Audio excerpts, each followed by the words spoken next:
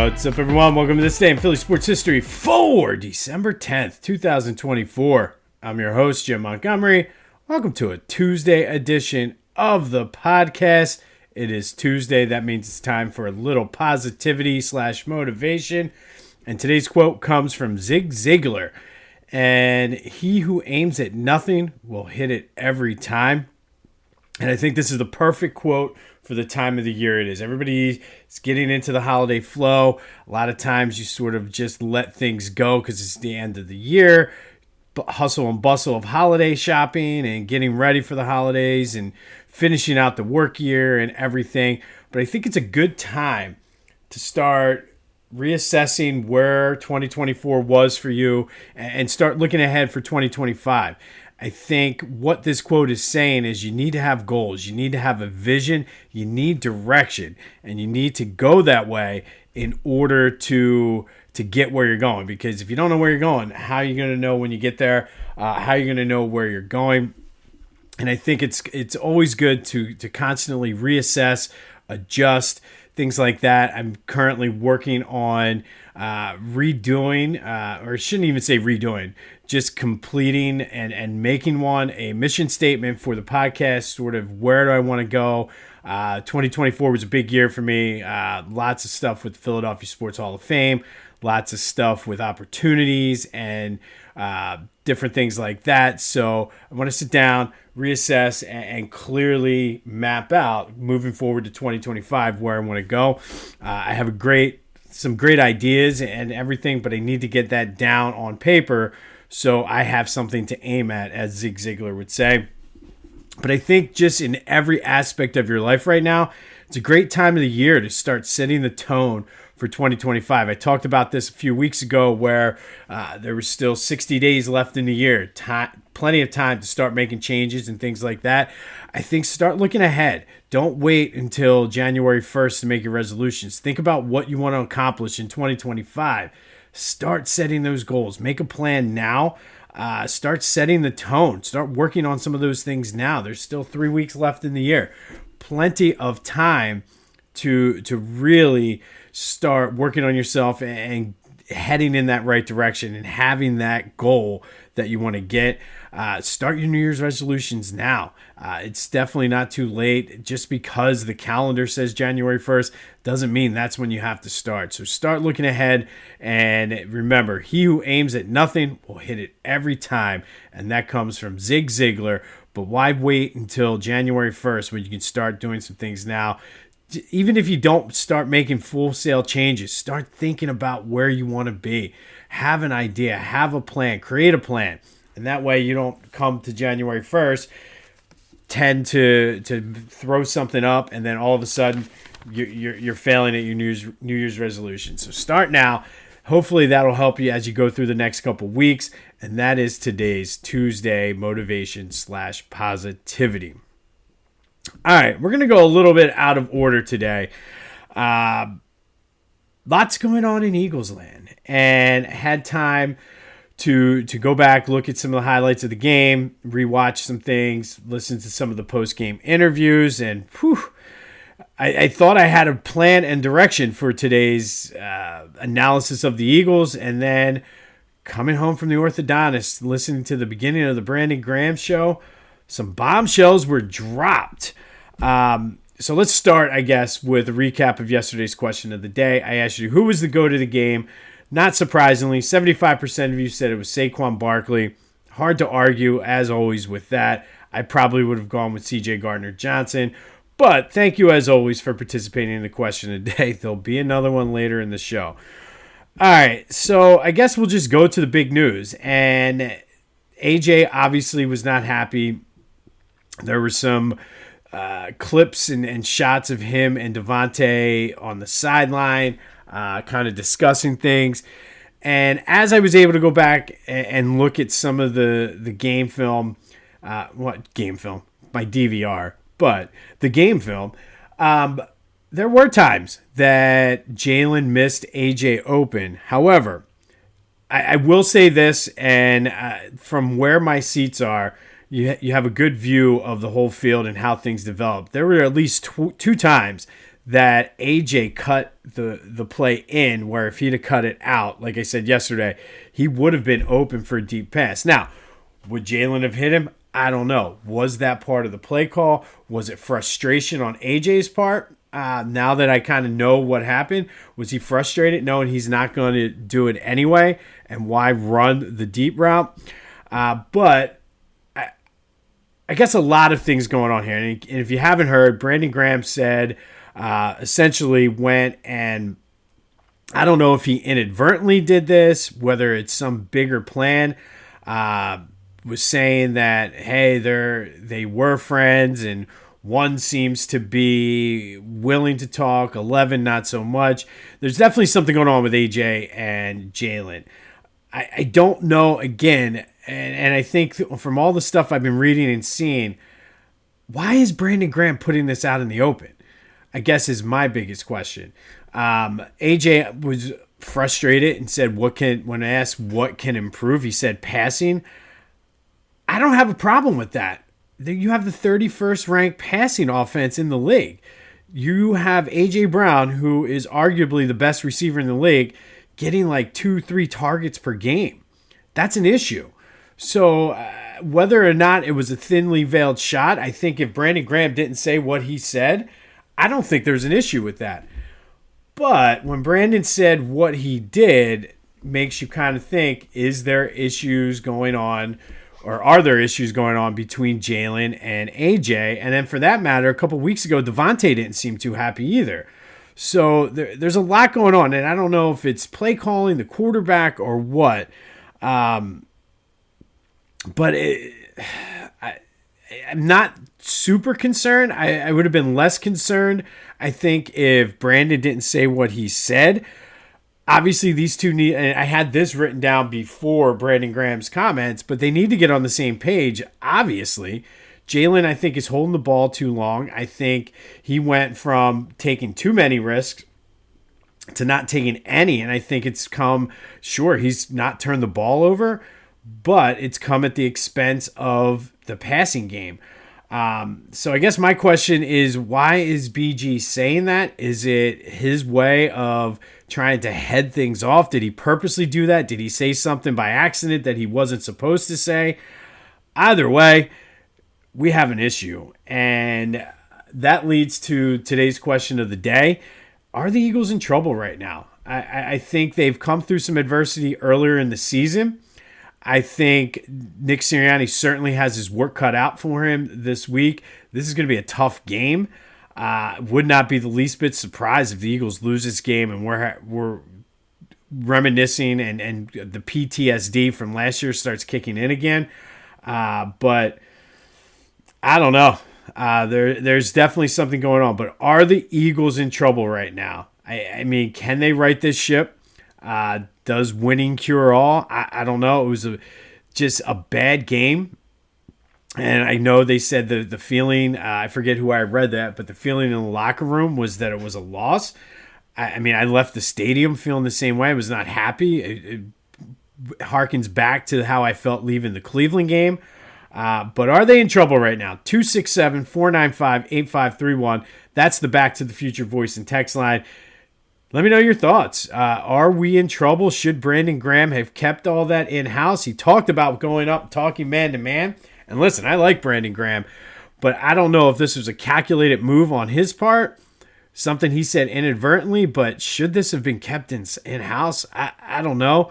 Maybe his thought process was, let's get it out in the open now to address it before it spirals like last year.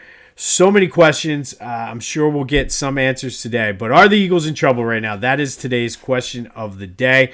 267-495-8531. That is the Back to the Future voice and text line.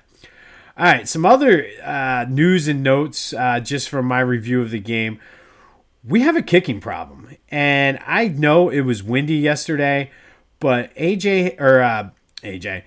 got AJ on the mind. Jake Elliott has not made a field goal over 50 yards this year. And the way he has been throughout his career, the way the NFL is today, that's an issue. So I think the two biggest questions right now are the quarterback and the kicker. which is it's kind of funny to say, but I don't know. Do we have a kicking problem? If you want to get that out on the Back to the Future voice and text line too. And the irony of all of this stuff coming out with Brandon Graham is I had this in my notes on my phone that I wanted to get to today. But just funny how for years and years, for as long as I can remember, we've been screaming about running the ball, run the football, run the damn ball. Andy, run the ball. Buddy Ryan, run the ball. Doug Peterson, run the ball. Nick Sirianni earlier this year, run the ball. And here we are, the Eagles are running the ball, and now people are complaining that we're not passing. And I do feel that there's something going on between AJ and Jalen. Something's off with Jalen right now, and I don't know what that is. But it's not like he forgot how to pass the ball. You have Saquon Barkley on a record-setting, and I've talked about this, a record-setting pace. But I just wanted to point that out, that was kind of ironic to me.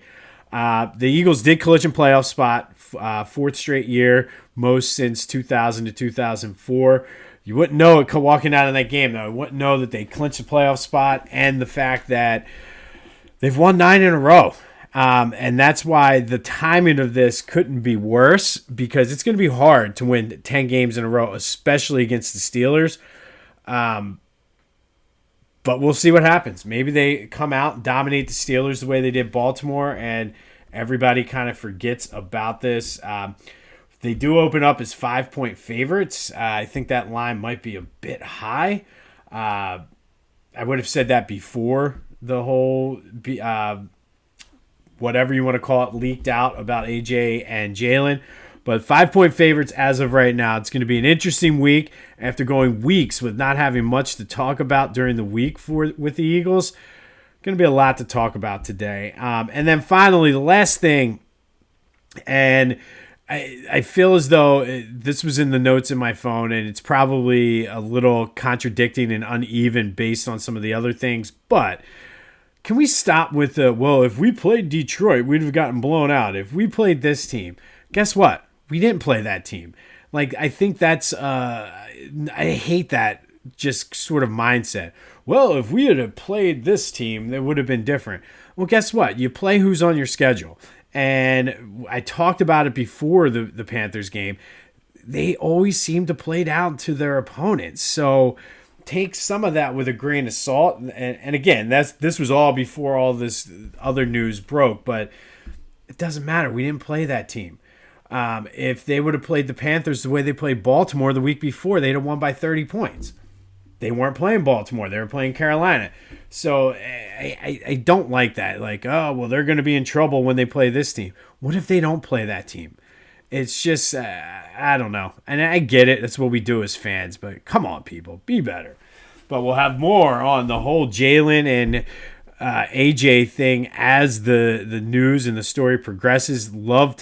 Can't wait to hear some of the press conferences today. But the question of the day, are the Eagles in trouble right now? 267-495-8531. Send me a text. Leave me a voicemail. Let me know what you're thinking about this team. All right, let's do some housekeeping. Be sure to follow me on social media, Jimbo_Mott on Twitter and TikTok, at Philly Jimbo on Instagram. Subscribe to the YouTube channel, Jimbo_Mott. Continue to spread the word. Lots of good things happening. Lots of good things on the horizon. So continue to spread the word. Still not too late. We're winding down our gift and food drive. The information is in the description for the GoFundMe if you want to go leave a monetary donation. If you are going to donate directly to the Maddie Ann Dixon Community Cupboard, be sure to let them know it's part of our gift and food drive. And if you want to Amazon, send stuff to my house. I have stuff coming all the time. I got donations everywhere. My wife's like, when are you making the donation? So I just got cans of soup and toilet paper and laundry detergent and canned fruit everywhere, graham crackers. So hit me up if you have any questions, but it's still not too late. And if you are participating in the reverse advent calendar, the item of the day is coffee, ground coffee, not the beans, just the stuff you put in your pot and let it brew. But ground coffee is today's advent calendar of the day. 25 days of kindness. This is an easy one that I try to do all the time. And I know it's easy to just give the star rating, but if you can, leave a positive review on Yelp or Google reviews or wherever for a small business. Give them some much needed publicity, because it's one of those things. I do it all the time. I check the reviews, and sometimes if there's not a ton of reviews, it's like, well, great, this is a 5-star rating or 4.5-star rating, but give me some details. So take a few minutes, write a review for a small business and help them out. And that's our 25 days of kindness act of the day. All right. It's still not too late. Today is the last day to do your holiday shopping at Philly Goat to guarantee it's going to get there in time for Christmas. Go check them out. They have everything you got that you need. You want to be on Team AJ? They got the Mega John shirt. I believe there's some Jalen Hurts shirts on there as well if your team hurts. Or you could be like everybody else and be Team Saquon. They have a ton of Saquon shirts. So go to phillygoat.com, check them out. Use the promo code Jim Montgomery to take 10% off. And just know that midnight tonight is the deadline to get your order in to guarantee delivery in time for Christmas. And then check out my boys over at the Clashing Conferences podcast. Doing great things over there. That's available wherever you get your podcasts, as well as on YouTube. Flyers look to bounce back tonight in Columbus. Not the nice little 3-game losing streak, so hopefully they can get back and play a little bit more consistently tonight. I talked yesterday about the Sixers schedule and how it could kind of set things up for them to get back on track. I think it's a scheduling quirk due to the NBA Cup, but the Sixers play Friday, Monday, and next Friday. So nice little time to get some practicing, get some work. Hopefully Joe is a full participant in those practices so they can start building some of that chemistry. He can get his conditioning down. And like I said, I mean, they're all of a sudden 4 out of 5 games, and they're only a game and a half out of the play-in spot. Only 4.5 out of the 6 seeds. So this is going to be a crucial stretch between now and the first of the year for the Sixers. And I think it's going to go a long way in letting us know where they stand. Is Joe going to be able to be somewhat consistent with his playing time? Can they get enough continuity to get that chemistry down? So even though there's only 3 games, this is a crucial 10-day stretch for the Sixers. Phillies made a move yesterday on the heels of the Mets signing Juan Soto. They signed Jordan Romano, a relief pitcher who was with Toronto, to a 1-year, $7.75 million contract. He was injured most of the year, but was good as the closer for the Blue Jays. Sort of one of those, we say it all the time, but no risk, high reward, or low risk, high reward types of signings. Anxious to see what they do the rest of the offseason here, though. But today, in honor of the Dallas Cowboys losing in embarrassing fashion yesterday, Micah Parsons walked off the field before the game was over. He was visibly upset.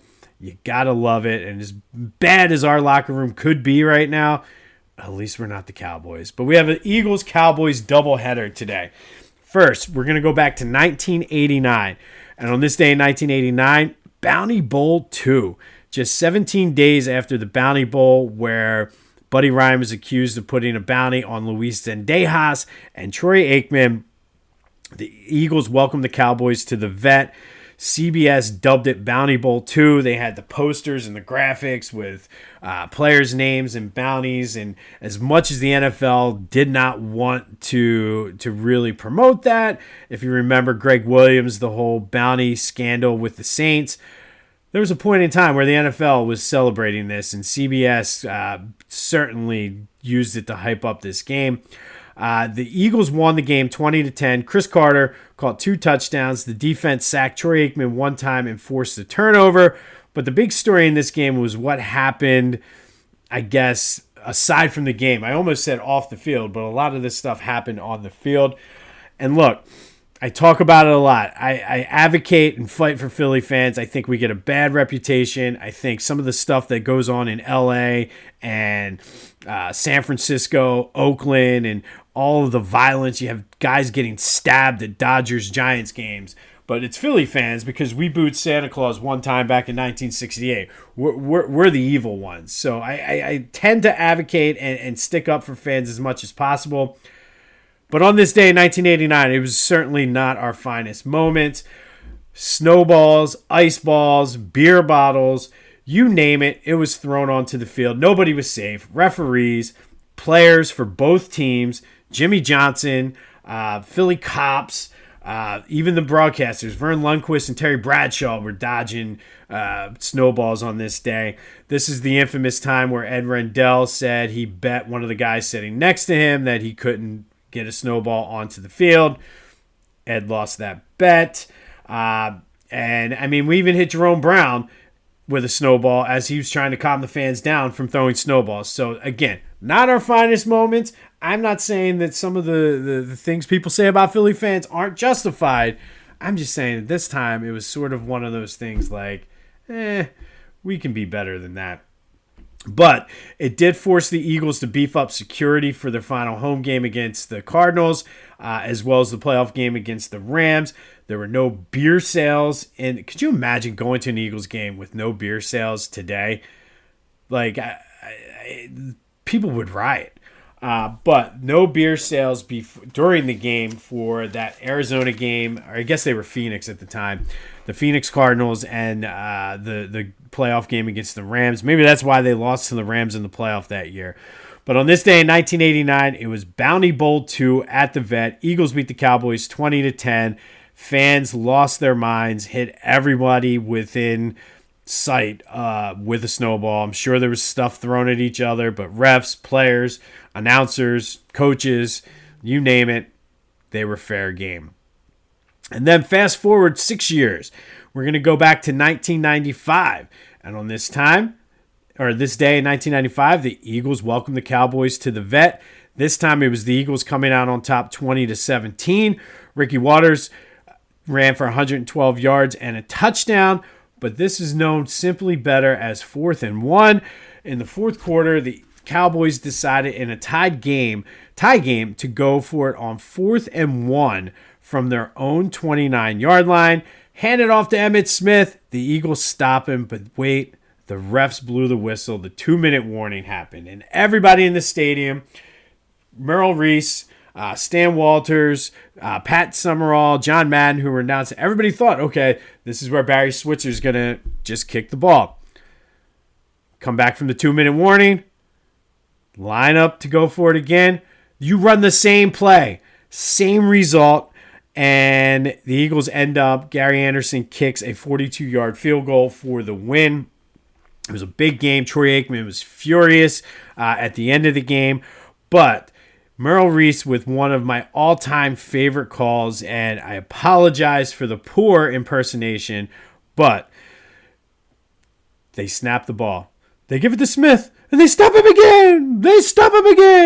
And this time they can't take it away. It's Groundhog's Day. They stop him again.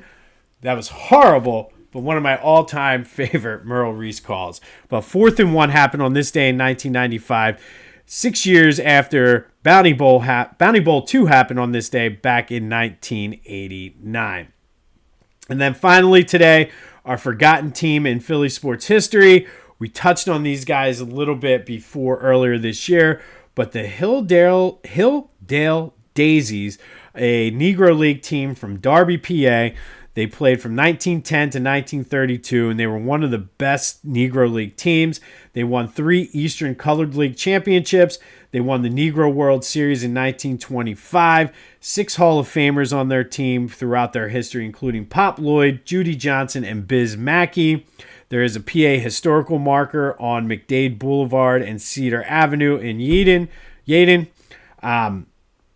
They were featured a lot with, if you remember, I interviewed Brian Michael, the League Apart display that was over at Camden Community College in Cherry Hill. But the Hilldale Daisies, one of the best Negro League teams to play from Darby, PA, are today's forgotten Philly sports team.